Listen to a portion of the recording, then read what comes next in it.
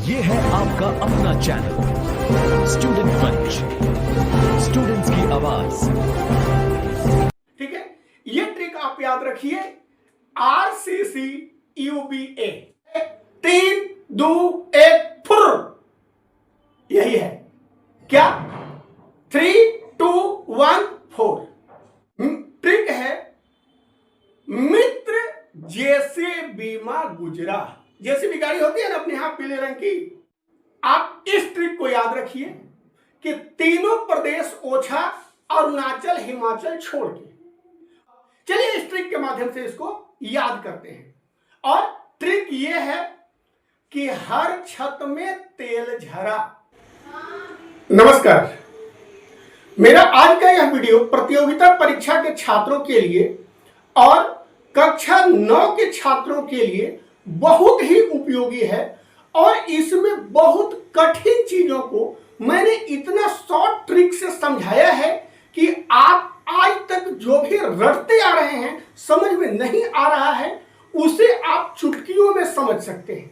तो इस वीडियो को आप पूरा देखिए, क्योंकि इस वीडियो में प्रतियोगिता परीक्षाओं में पूछे जाने वाले विभिन्न चीजों को मैंने बहुत सरल तरीके से और बहुत आसान ट्रिक से समझाया है।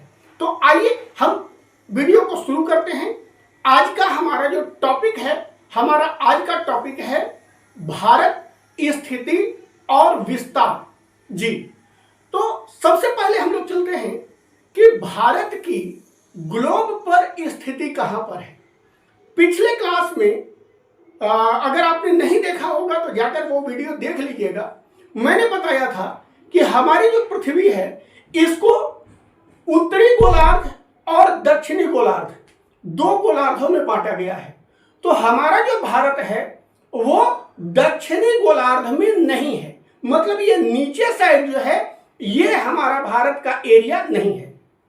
इसके बाद अगर हम विश्व को या ग्लोब को पूर्वी गोलार्ध और पश्चिमी गोलार्ध दो भागों में बांटें तो हमारा भारत इस एरिया में यानी पश्चिमी गोलार्ध वाले एरिया में भी नहीं है। तो हमारा भारत है कहां? हमारा भारत उत्तरी और पूर्वी गोलार्ध में यानी इस एरिया में अवस्थित है। हमारा भारत उत्तरी पूर्वी गोलार्ध में स्थित है।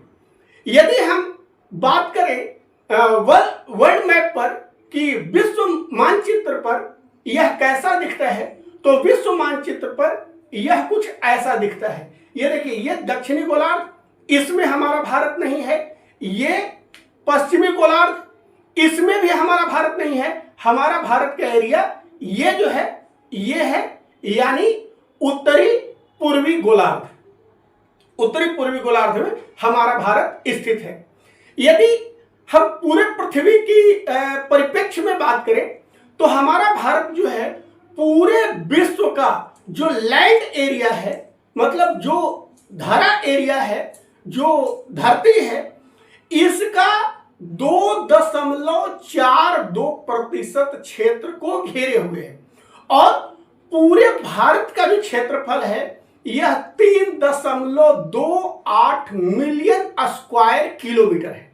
ठीक है, एक बार फिर से रिपीट करें, हमारी जो भारत की भूमि है यह पूरे विश्व की भूमि का 2.42% एरिया को कवर करता है और इसका क्षेत्रफल जो है वो 3.28 स्क्वायर किलोमीटर है।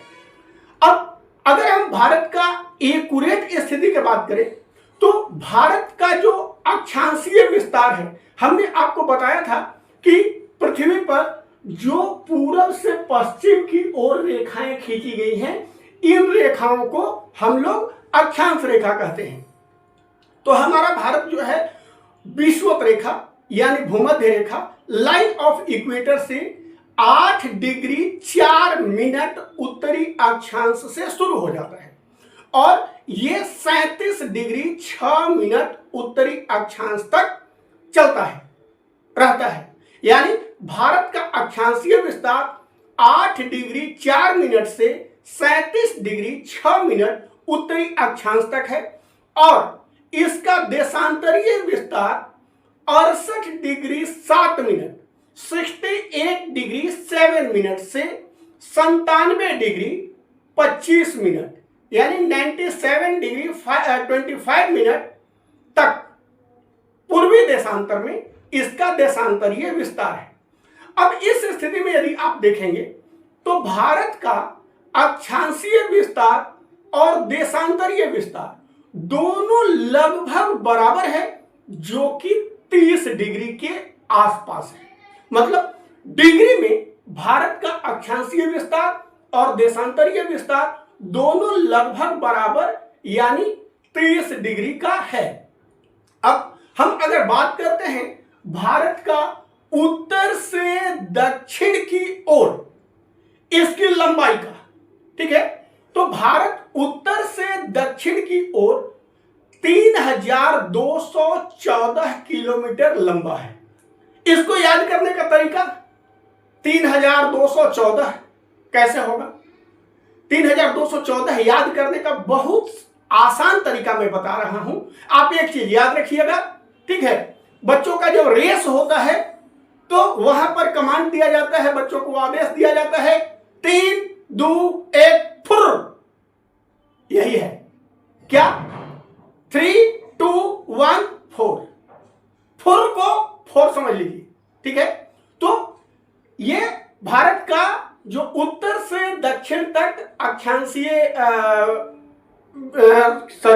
उत्तर से दक्षिण तक की जो लंबाई है वो है 3 2 1 4, मतलब 3 2 1 और 4। तो इस ट्रिक से आप इसको बहुत आसानी से याद कर सकते हैं। अब अगर हम पूर्व से पश्चिम की बात करें, पूर्व से पश्चिम भारत की चौड़ाई कितनी है? तो पूर्व से पश्चिम भारत की जो चौड़ाई है वो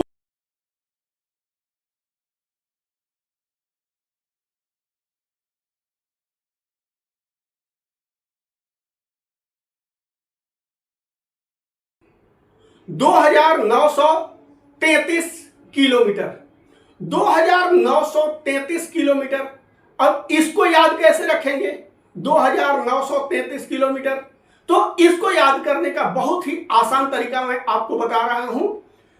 3 3 2 बार लिखा तो 9 आ गया, मतलब 3 3 2 बार गुना किया 9 आ गया। तो 3 3 लिख के इधर 2 लिखिए और इधर 9 लिखिए, आपका हो गया 2 9 3 3। ये हमारा भारत का जो है वो पूर्व से पश्चिम की ओर चौड़ाई है। ये वीडियो थोड़ा लंबा होगा, लेकिन आप ध्यान दे के देखिए, ये बहुत अच्छा वीडियो है और बहुत ही उपयोगी वीडियो है। और ये मेरा वादा नहीं, दावा है कि इस वीडियो को पूरा देख लेने के बाद इस चैप्टर से जो भी प्रश्न आएगा, चाहे किसी भी परीक्षा में आए, आप उसका बेहतर उत्तर दे सकेंगे। और याद करने के लिए मैंने बहुत अच्छा ट्रिक का यहां इस्तेमाल किया है, जो कि आपको शायद किसी और चैनल पे किसी और वीडियो में नहीं मिलेगा। चलिए, तो हम लोग बात कर लिए भारत के लैटिट्यूडनल और लॉन्गिट्यूडनल यानी अक्षांशीय और देशांतरीय विस्तार की। उत्तर से दक्षिण और पूर्व से पश्चिम इसकी लंबाई की 3 2 1 4 और पूर्व से पश्चिम 3 3 2 = 9, ठीक है। अब हम बात करते हैं तो भारत जो है वो 3 ओर से समुद्र से घिरा हुआ है। ये 3 ओर से समुद्र से घिरा हुआ जो एरिया है ये पेनिनसुला कहलाता है, और इंडिया जो है वो एक पेनिनसुला है। क्षेत्र को इंडियन पेनिनसुला, जो हमारा दक्षिण का त्रिभुजाकार क्षेत्र है, इसको इंडियन पेनिनसुला के नाम से भी हम लोग जानते हैं। भारत का जो समुद्री सीमा है ये 6100 किलोमीटर लंबा है, जिसमें गुजरात राज्य की जो समुद्री सीमा है वो सबसे लंबा है, और भारत का जो स्थलीय सीमा है ये 15200 किलोमीटर लंबा है, जिसमें उत्तर प्रदेश राज्य की जो सीमा है वो सबसे लंबी सीमा है। उत्तर प्रदेश भारत का सबसे लंबा सीमा वाला राज्य है, जिसमें कि लगभग 9 राज्य और एक देश नेपाल शामिल होता है। तो भारत का समुद्री सीमा 6100 किलोमीटर और स्थलीय सीमा 15200 किलोमीटर है। भारत का सबसे छोटा समुद्री सीमा वाला राज्य गोवा है, जिसकी समुद्री सीमा मात्र 131 किलोमीटर लंबी है। अब हम भारत की थोड़ा सा बाउंड्रीज की बात करते हैं। तो आपने पिछली कक्षाओं में पढ़ा होगा कि भारत के उत्तर में हिमालय पहाड़ है, दक्षिण में हिंद महासागर है, पूर्व में बंगाल की खाड़ी और बांग्लादेश है, और पश्चिम में अरब सागर और पाकिस्तान है। इसको थोड़ा हम और एक्सपेंड करते हैं, एकदम पॉइंट की बात करें कि कौन कौन सा पॉइंट है। तो देखिए, भारत के उत्तर में जो सबसे उत्तरी बिंदु है, ये बिंदु है इंदिरा कोल, जो सियाचिन ग्लेशियर में पड़ता है। ये भारत का सबसे उत्तरतम बिंदु, northern most point of India है। अगर हम दक्षिणी बिंदु की बात करें तो भारत का जो सबसे दक्षिणतम बिंदु है, ये इंदिरा पॉइंट है। हालांकि वर्ष 2004 की सुनामी में यह जलमग्न हो गया है, परंतु यह भारत का एक भाग है। जल में मग्न होने के बाद भी ये भारत का हिस्सा है, इसलिए हम लोग इसको पढ़ते हैं, जानते हैं, ये हमारा क्षेत्र है। तो भारत का दक्षिणतम बिंदु जो है वो इंदिरा पॉइंट है। उत्तरतम बिंदु इंदिरा कोल, दक्षिणतम बिंदु इंदिरा पॉइंट। जो पूर्व का क्षेत्र है, तो पूर्व में सबसे जो पूर्वी क्षेत्र है ये है कीबुथु, जो कि अरुणाचल प्रदेश का क्षेत्र है। इसका नाम है कीबुथु। कीबुथु अरुणाचल प्रदेश का, ये भारत का ईस्टर्न मोस्ट पॉइंट, सबसे पूर्वी बिंदु है। जबकि अगर हम पश्चिम की बात करें तो पश्चिम में जो जगह है वो है कच्छ के रण में स्थित गुहार मोती।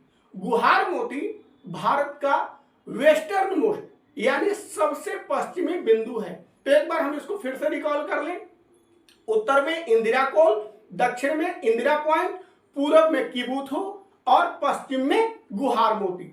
ये जो है भारत के 4 बिंदु हैं, सबसे उत्तरी, सबसे दक्षिणी, सबसे पूर्वी और सबसे पश्चिमी। अब हम बात करते हैं कि क्षेत्रफल की दृष्टि से भारत जो है वो विश्व का 7वां सबसे बड़ा देश है। विश्व के 6 देश जो हैं वो इससे बड़े हैं।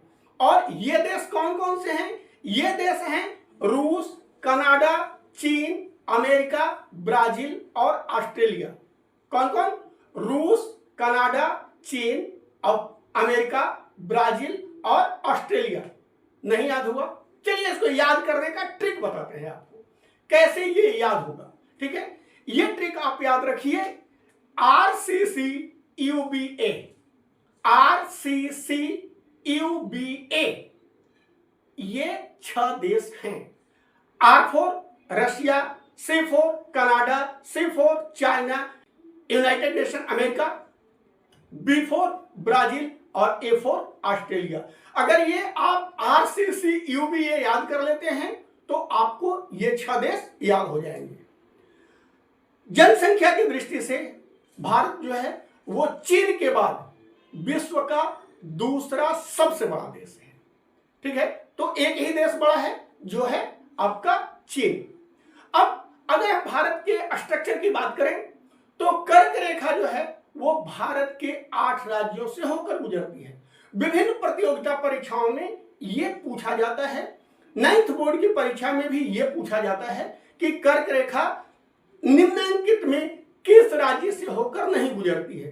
तो यदि आपको इन 8 राज्यों का नाम पता है जिनसे होकर ये गुजरती है, तो जिससे नहीं गुजरती है वो आप ऑटोमेटिक फाइंड कर लेंगे। तो ये कौन कौन से राज्य हैं जिन राज्यों से होकर कर्क रेखा गुजरती है, ये 8 राज्य कौन कौन से हैं। तो इसको याद करने का बहुत अच्छा ट्रिक मैं आपको बता रहा हूं। ये ट्रिक आप लोग नोट कर लीजिए। ट्रिक है मित्र जेसीबी मां गुजरा। जेसीबी गाड़ी होती है ना अपने यहाँ पीले रंग की, जो मिट्टी खोदने का काम करती है, वो। तो ट्रिक क्या है?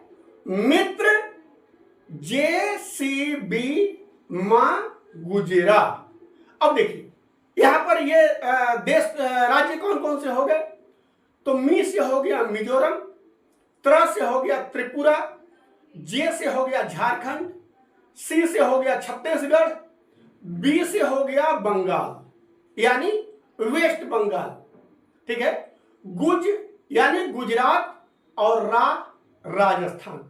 ये जो 8 राज्य हैं, इन 8 राज्यों से होकर कर्क रेखा भारत से गुजरती है। उम्मीद है आपको ये ट्रिक अच्छा लगा होगा। अगर ट्रिक अच्छा लगा तो आप नीचे कमेंट बॉक्स में एक प्यारा सा कमेंट जरूर कीजिए कि ये ट्रिक आपको कैसा लगा। अब देखिए, पिछले वीडियो में हमने भारत का मानक देशांतर 82.5 डिग्री के बारे में पढ़ा था कि यहीं से पूरे भारत का समय का निर्धारण किया जाता है और यह जो रेखा है यह इलाहाबाद के पास मिर्जापुर से होकर गुजरती है। तो ये भारत के 5 राज्यों से होकर गुजरती है और ये 5 राज्य कौन कौन से हैं इसके बारे में हम लोगों को जानना और याद करना जरूरी है, क्योंकि विभिन्न प्रतियोगिता परीक्षाओं में ये पूछा जाता है। तो ये जो भारत का मानक देशांतर है ये 5 राज्यों से होकर गुजरता है। ये 5 राज्य हैं आंध्र प्रदेश, मध्य प्रदेश, उत्तर प्रदेश, छत्तीसगढ़ और उड़ीसा। अब इसको याद कैसे करेंगे हम लोग? तो इसको याद करने का बहुत आसान ट्रिक मैं आपको बता रहा हूं। आप इस ट्रिक को याद रखिए कि तीनों प्रदेश ओछा, अरुणाचल, हिमाचल छोड़ के भारत में 5 ऐसे राज्य हैं जिनके नाम के पीछे प्रदेश। तो हमारा ट्रिक क्या है? हमारा ट्रिक है कि तीनों प्रदेश ओछा, अरुणाचल, हिमाचल छोड़ के। अब अरुणाचल प्रदेश और हिमाचल प्रदेश को छोड़ के प्रदेश नाम वाले जो 3 राज्य हैं, उत्तर प्रदेश, मध्य प्रदेश और आंध्र प्रदेश, इन तीनों प्रदेश को ले लेना है और ओछा यानी ओडिशा और छत्तीसगढ़।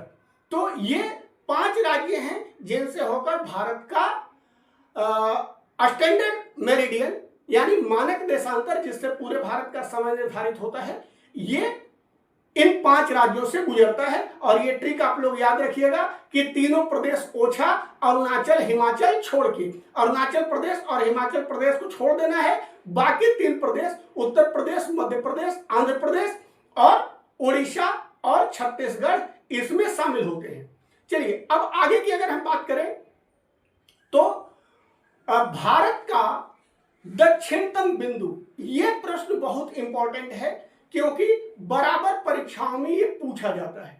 तो भारत का दक्षिणतम बिंदु से संबंधित 2 प्रश्न आते हैं।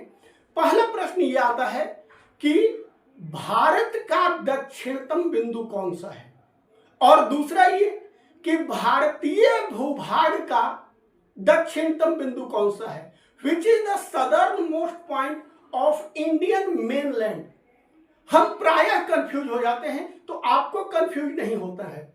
अगर ये भारतीय भूभाग पूछता है, इंडियन मेनलैंड पूछता है, तो हमारा दक्षिणतम बिंदु होगा कन्याकुमारी, क्योंकि भारतीय भूभाग का जो दक्षिणतम बिंदु है ये कन्याकुमारी है। लेकिन अगर पूरे भारत की हम बात करें तो पूरे भारत का, संपूर्ण भारत का जो दक्षिणतम बिंदु है वो इंदिरा पॉइंट है, न कि कन्याकुमारी है। यहीं पर स्टूडेंट कंफ्यूज होते हैं कि भूभाग का पूछता है तो इंदिरा पॉइंट मार देते हैं और संपूर्ण भारत का पूछता है तो कन्याकुमारी मार देते हैं। नहीं, भूभाग अगर आ गया मेनलैंड तो मेनलैंड का है कन्याकुमारी, और अगर पूरे भारत का आ जाता है तो इसका है हमारा इंदिरा पॉइंट। ठीक है, उम्मीद है ये पॉइंट क्लियर होगा, और अगर नहीं क्लियर होगा तो आप इस वीडियो को रिप्ले करके देख लीजिएगा। अब चलते हैं हम भारत और इसके पड़ोसी देशों के बीच। तो देखिए, भारत के नक्शे में भारत के कई पड़ोसी देश इसके साथ कॉमन फ्रंटियर बनाते हैं। एक श्रीलंका है जो हमारा पड़ोसी देश तो है, लेकिन इसकी सीमा हमसे मिलती नहीं है। तो कौन कौन से देश हैं जो भारत के साथ अपनी सीमा साझा करते हैं? तो सबसे जो पहला देश है वो है पाकिस्तान। पाकिस्तान की सीमा भारत से लगती है। दूसरा है अफगानिस्तान। अफगानिस्तान की सीमा भारत के साथ लगती है हिंदू कुश पर्वत के पास। परंतु रुकिए, परंतु क्या है कि यह जो क्षेत्र है हमारा भारत का, जो हिंदू कुश पर्वत से अफगानिस्तान के साथ लगता है, यह वर्तमान में भारत का हिस्सा नहीं है। यह वर्तमान में पाक ऑक्युपाइड कश्मीर है, पाक अधिकृत कश्मीर है। और पाक अधिकृत कश्मीर होने के कारण यह एरिया पाकिस्तान के कब्जे में है। लेकिन फिर भी हम लोग ये मानते हैं, हम लोग ये पढ़ते हैं कि यहां पर हिंदू कुश पर्वत के पास भारत की सीमा अफगानिस्तान से लगती है। उसके बाद है हमारा चीन, नेपाल, भूटान, म्यांमार, बांग्लादेश। ये सभी जो सीमा देश हैं, इनकी सीमा भारत से लगती है। और यहाँ पर एक बहुत ही महत्वपूर्ण प्रश्न जो विभिन्न प्रतियोगिता परीक्षाओं में पूछा जाता है कि भारत का सबसे लंबी सीमा किस देश के साथ लगती है? तो भारत की सबसे लंबी सीमा पड़ोसी देश बांग्लादेश के साथ लगता है। ये थोड़ा सा सोचने में अटपटा लगता है, लेकिन बांग्लादेश बहुत छोटा देश होने के बाद भी इसकी टेढ़ी मेढ़ी ऐसे सीमाएं अगर सीधा करेंगे तो ये बहुत लंबी हो जाती है और ये भारत के साथ सबसे बड़ी सीमा बनाता है। अब नीचे जो हमारा पड़ोसी देश है ये श्रीलंका, तो हमारा भारत के साथ सीमा नहीं लगता है, क्योंकि भारत और श्रीलंका के बीच पाक स्ट्रेट यानी पाक वाटर डिवाइडर, पाक जल डमरू मध्य हिंदी में इसको कहते हैं, ये बीच में स्थित है। और भारत और श्रीलंका के बीच समुद्र होने के कारण भारत और श्रीलंका की सीमा आपस में एक दूसरे से सटती नहीं है। अब आइए आगे देखते हैं कि भारत के कुछ ऐसे भी राज्य हैं जिनकी सीमा न तो समुद्र से लगती है और न ही किसी देश से लगती है। तो वैसे राज्य जिसकी सीमा न समुद्र से लगती हो और न किसी देश से लगती हो, ऐसे राज्यों को लैंड लॉक्ड स्टेट अंग्रेजी में, हिंदी में आंतरिक राज्य या आंतरिक स्थल रुद्ध राज्य के नाम से जानते हैं। आंतरिक राज्य या आंतरिक स्थल रुद्ध राज्य के नाम से जानते हैं। भारत में 5 ऐसे राज्य हैं जो लैंड लॉक्ड स्टेट हैं या आंतरिक स्थल रुद्ध राज्य हैं। ये राज्य हैं मध्य प्रदेश, छत्तीसगढ़, झारखंड, तेलंगाना और हरियाणा। कौन कौन? मध्य प्रदेश, छत्तीसगढ़, झारखंड, तेलंगाना और हरियाणा। अरे याद नहीं हुआ? चलिए इस ट्रिक के माध्यम से इसको याद करते हैं। और ट्रिक ये है कि हर छत में तेल झरा। क्या है? हर छत में तेल झरा, यही ट्रिक है। अब इसकी व्याख्या कर ले।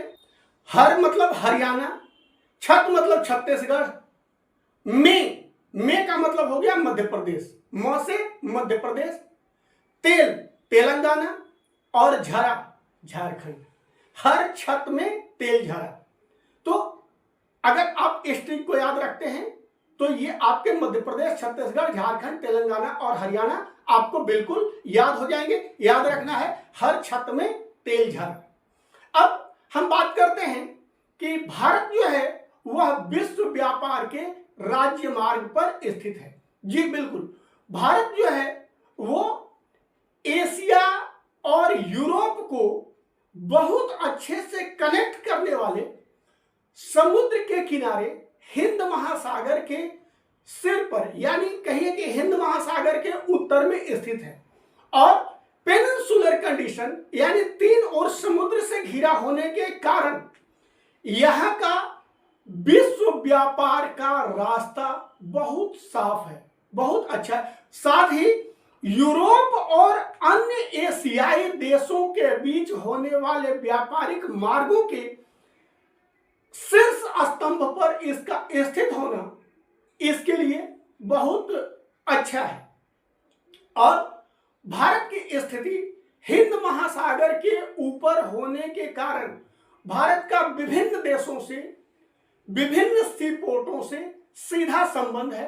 इसके लिए आप लोग भारत और इसके सी रूट को मानचित्र पर देख सकते हैं कि भारत का किस किस देश के साथ कैसे कैसे समुद्री रास्ते बने हुए हैं। तो ये जो है हमारा आज का टॉपिक था। उम्मीद है आपको ये टॉपिक अच्छा लगा होगा। इसमें बताए गए ट्रिक्स आपके लिए फायदेमंद सिद्ध हुए होंगे। तो ऐसे ही और ज्ञानवर्धक और मोटिवेशनल वीडियो को देखने के लिए आप हमारे चैनल को सब्सक्राइब जरूर कर लीजिए, क्योंकि हम आपके लिए ऐसे ही वीडियो लाते रहेंगे। और ये वीडियो आपको कैसा लगा कमेंट बॉक्स में हमें जरूर बताइए। तब तक के लिए बाय बाय, धन्यवाद।